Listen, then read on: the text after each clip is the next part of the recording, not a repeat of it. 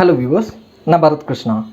நான் நம்ம சேனலில் ஆல்ரெடி தீக்ஷா சாப்ரா அப்படின்ற ஒரு 32 இயர்ஸ் ஓல்ட் லேடியோட இன்ஸ்பைரிங் லைஃப் ஸ்டோரியை பற்றி நான் ஒரு வீடியோ போட்டிருந்தேன். ஸோ அந்த வீடியோவை பார்க்காதவங்க நான் ஐ பட்டனில் இல்லை டிஸ்கிரிப்ஷனில் அந்த வீடியோட லிங்க் தரேன், போய் செக் பண்ணி பார்த்துங்க.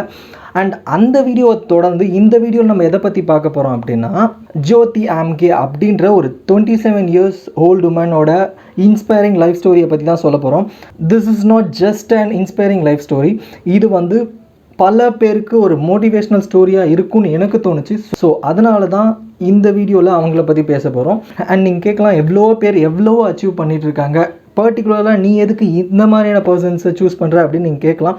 கரெக்டாக தான், நிறைய பேர் அச்சீவ் பண்ணிட்டு தான் இருக்காங்க. பட் நான் ஜோதி ஆம்கே அப்படின்ற இந்த உமனை சூஸ் பண்ணதுக்கு ரீசன் என்னென்னா, சின்ன வயசுலேருந்தே லைக் அவங்க பிறந்ததுலேருந்தே கிரிட்டிசைஸ் பண்ணி கிண்டல் பண்ணி கேலி செய்கிற சொசைட்டியில் வாழ்ந்தவங்க அச்சீவ் பண்ணுறதுன்றது ரொம்பவே கஷ்டமான விஷயம். பிகாஸ் அவங்க சின்ன வயசுலேருந்தே கிரிட்டிசைசமில் அந்த மாதிரியான சொசைட்டியில் வாழ்ந்ததுனால அவங்களுக்கு ஒரு ஹோப்னஸே இருக்காது, நம்மளால் அச்சீவ் பண்ண முடியும் அப்படின்ற ஒரு ஹோப்னஸே இருக்காது. ஸோ அதனால தான் இவங்க அச்சீவ் பண்ணதை நான் ரொம்ப ஒரு பெரிய விஷயமாக எடுத்து சொல்கிறேன். அண்ட் முக்கியமாக நான் இவங்களை சூஸ் பண்ணதுக்கு காரணம் என்னென்னா, இவங்க பிறக்கும் போதே ஜெனரிக் டிஸார்டர்னால பிறந்திருக்காங்க. பட் அப்படி இருந்தும் லைஃப்பில் நம்ம எதையாவது அச்சீவ் பண்ணோம் அப்படின்னு சொல்லி போராடி அச்சீவ் பண்ணியிருக்காங்க. ஸோ வாங்க நம்ம இன்றைக்கான வீடியோக்குள்ளே போயிட்டு ஜோதி ஆம்கே அப்படின்ற இந்த 37 இயர்ஸ் ஓல்ட் லேடியை பற்றி தெரிஞ்சுக்கலாம்.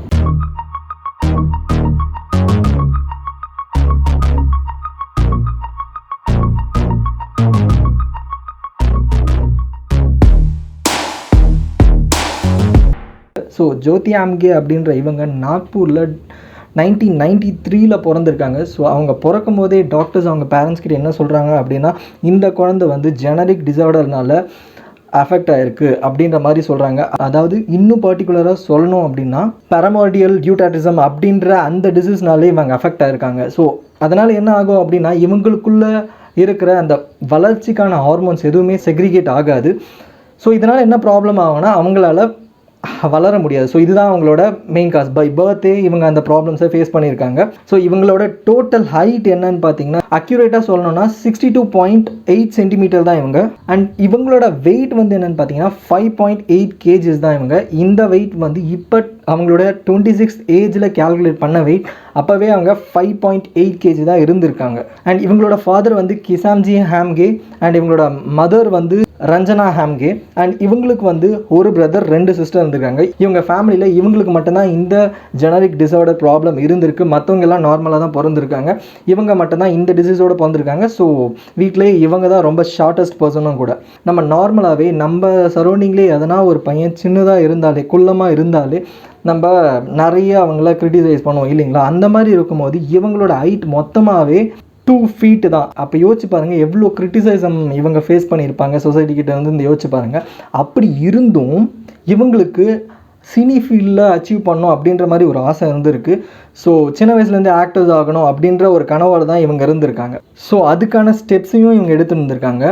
அண்ட் இவங்களோட 18th ஏஜில், அதாவது டிசம்பர் 2011 இவங்களுக்கு கின்னஸ் வேர்ல்ட் ரெக்கார்ட்லேருந்து the world's most shortest woman அப்படின்ற ஒரு டைட்டிலோட இவங்களுக்கு அந்த அவார்டை கொடுத்துருக்காங்க.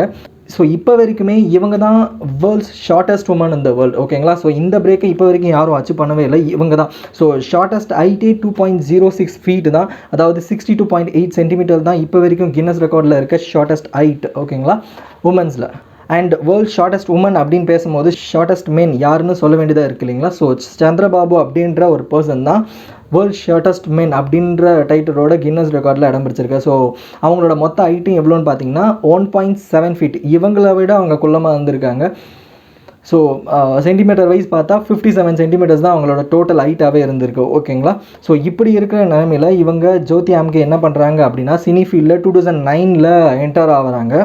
பாடி ஷாக் அப்படின்ற ஒரு வெப் சீரிஸில் அவங்களோட கரியரை ஸ்டார்ட் பண்ணுறாங்க. அண்ட் அதை தொடர்ந்து பிக் பாஸ் சீசன் 6 ஒரு கெஸ்ட் ரோல், அதாவது 2012 to 2014 நடந்த பிக் பாஸ் சீசன் 6 இவங்க ஒரு கெஸ்ட்டாக என்டர் ஆகுறாங்க, ஓகேங்களா? அண்ட் அதை தொடர்ந்து இவங்க 2014 தி அமெரிக்கன் ஹாரர் ஸ்டோரி அப்படின்ற ஒரு வெப் சீரிஸில் இவங்க லீட் ரோலில் ஆக்ட் பண்ணி வந்திருக்காங்க, ஓகேங்களா?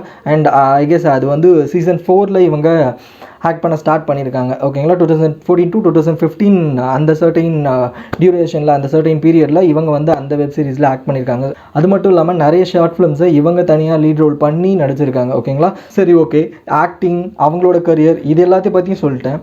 இவங்க இதை மட்டும் பண்ணாமல், அவங்க லைஃப் பற்றி மட்டும் பார்க்காம சொசைட்டிக்கும் பல முறையில் ஹெல்ப் பண்ணிட்டு வந்துட்டு இருக்காங்க. அதாவது இப்போ ரீசெண்டாக நடந்த ஒரு சுச்சுவேஷனை பற்றி சொல்லணும் அப்படின்னா, நாக்பூர் போலீஸோடு சேர்ந்து கோவிட் பேண்டமிக் சுச்சுவேஷனில் யாரும் வெளியே வரக்கூடாது அப்படின்னு சொல்லி மோட்டிவேட் பண்ணியிருக்காங்க அங்கே இருக்க நாக்பூர் பீப்புள்ஸ் கிட்ட. ஸோ பாருங்கள், ஜஸ்ட் லைஃப்பில் ரொம்பவுமே கஷ்டப்பட்டு இந்த நிலைமைக்கு வந்ததோடு மற்றவங்க நல்லா இருக்கணுன்ற மனப்பான்மையோடு யோசிக்கிறவங்க சில பேர் மட்டும்தான். அதுலேயும் இவங்க மாதிரியான ஆளுங்க உலகத்தில் நிறைய பேர் இருக்காங்க. ஸோ இந்த மாதிரி ஒரு ஜெனட்டிக் டிஸார்டரோட பிறந்த சில பேர் லைஃப்பில் நம்ம எதனா அச்சீவ் பண்ணோம் அப்படின்னு சொல்லிட்டு பல வகையில் போராட்டிருக்காங்க. இந்த நிலமையில் இதை ஒரு பெரிய மோட்டிவேஷன் ஸ்டோரியாக நம்ம எடுத்துக்கிட்டு நம்ம லைஃப்பில் அச்சீவ் பண்ண வேண்டியது நிறையவே இருக்குது. ஸோ அதை அச்சீவ் பண்ண நம்ம ஃபோக்கஸ் பண்ணுவோம். ஓகேங்களா, அண்ட் நான் கடைசியாக ஒன்று மட்டும் சொல்லி இந்த வீடியோவை நான் முடிச்சுக்கிறேன்.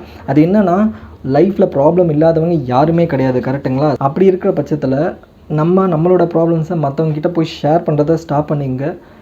பிகாஸ் உங்கள் ப்ராப்ளம்ஸை கேட்டு 85% ஆஃப் பீப்புள் அதை கேர் பண்ணிக்கவே மாட்டாங்க. அண்ட் 19% ஆஃப் பீப்புள் வந்து நீங்கள் அந்த மாதிரி ப்ராப்ளமில் கஷ்டப்படுறீங்க அப்படின்னா அதை பார்த்து சந்தோஷப்படுறவங்க தான். அண்ட் ரிமைனிங் 1% மட்டும்தான் நீங்கள் அந்த மாதிரி ப்ராப்ளம்ஸில் இருக்கீங்க அப்படின்னு சொல்லி ஃபீல் பண்ணுறாங்க. ஸோ ஐடியர் ப்ராப்ளம்ஸ், உங்களோட சக்ஸஸ் அண்ட் உங்களோட கோலை நோக்கி நீங்கள் ட்ராவல் பண்ண ஸ்டார்ட் பண்ணுங்கள். Don't care about any one and anything. ஓகேங்களா, ஸோ இந்த வீடியோ உங்களுக்கு பிடிச்சிருந்துச்சுன்னா லைக் பண்ணுங்கள், ஷேர் பண்ணுங்கள், கமெண்ட் பண்ணுங்கள்.